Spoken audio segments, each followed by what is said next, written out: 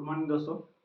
आज class 10th के quadratic equation के कुछ बेसिक क्वेश्चन हैं जो आपके बोर्ड एग्जाम में आए हुए हैं सीबीएसई बोर्ड में, उनको मैं सॉल्व करता हूँ। ठीक है, तो पहला क्वेश्चन है आपका the nature of roots of the quadratic equation. इस जो क्वाड्रेटिक इक्वेशन आपको दिया है इसका नेचर बताना है। नेचर का मतलब है कि इसके जो रूट्स होंगे वो रियल होंगे या नॉन रियल होंगे, अगर रियल है तो इक्वल होंगे या नहीं होंगे। ठीक है, तो ये बताना है आपको। तो आप जानते हैं कि अगर मेरे पास कोई quadratic equation a x square plus b x plus c equal to zero के जैसा होता है तो डी का वैल्यू हम लोग फाइंड करते हैं, वहां से हम डिसाइड कर लेते हैं कि क्या होगा। ठीक है, तो डी इक्वल टू क्या होता है बी स्क्वायर माइनस फोर ए सी। ठीक है, अगर आप यहाँ पर डी का वैल्यू फाइंड करते हैं, क्या डी का वैल्यू अगर आप फाइंड करते हैं तो क्या हो जाएगा बी स्क्वायर।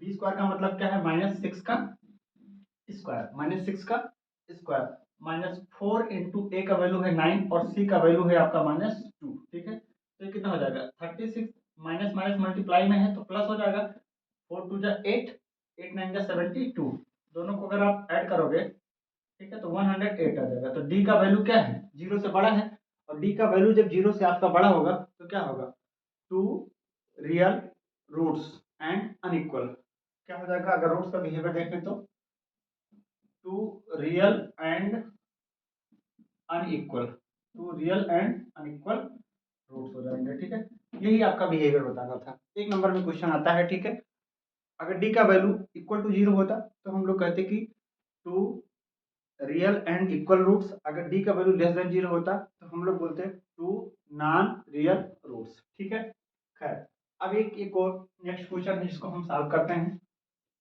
ये क्वेश्चन आपका इंपॉर्टेंट है और आता भी एग्जाम में, छोटे मोटे कंपटीशन में भी आपका एक क्वेश्चन आ जाता है। यहाँ पर गिवन है कि if alpha and beta are zeros of the quadratic polynomial, alpha और बीटा क्या है जीरोज है किसका इस क्वाड्रेटिक पॉलिनोमियल का, 5x² plus 5x plus 1 equal to zero करेंगे तो मेरा इक्वेशन में कन्वर्ट हो जाएगा। Find the values of the first है alpha square plus beta square, alpha power minus one plus beta power minus one. अगर मैं पहले बात करूं तो मुझे क्या गिवन है, गिवन क्या है एक क्वाड्रेटिक इक्वेशन है 5x² plus 5x plus 1 is equal to zero. ये मेरे क्या है गिवन है क्वाड्रेटिक इक्वेशन। अगर अल्फा और बीटा इसके जीरोज हैं रूट्स हैं, ठीक है, तो इसको सेटिस्फाई करेंगे। और अल्फा बीटा में रिलेशन क्या होगा तो वी नो दैट हम लोग क्या जानते हैं कि alpha plus beta is equal to क्या होता है minus b by a, minus b by a.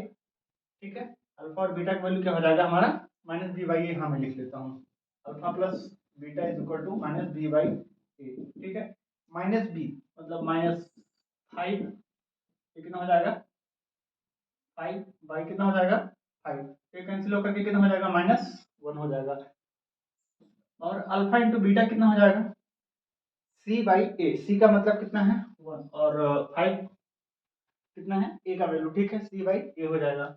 ठीक है, अब देखो मुझे पहला अगर बात कर रहा है तो alpha square plus beta square की वैल्यू मुझे चाहिए। मेरे पास अल्फा प्लस बीटा है, अल्फा इंटू बीटा है, तो ये मैं कैसे लाऊंगा। तो देखो जहां पर आपका दिया है ना कि alpha plus beta is equal to minus one, अगर मैं इसका स्क्वायरिंग ऑन बोथ साइड कर दूं, स्क्वायरिंग ऑन बोथ साइड कर दूं मतलब कि मैं दोनों तरफ क्या कर दूं स्क्वायर कर दूं, तो मुझे मिल जाएगा इधर क्या मिल जाएगा अल्फा प्लस बीटा का स्क्वायर इधर मिल जाएगा और उधर मिल जाएगा माइनस वन का स्क्वायर।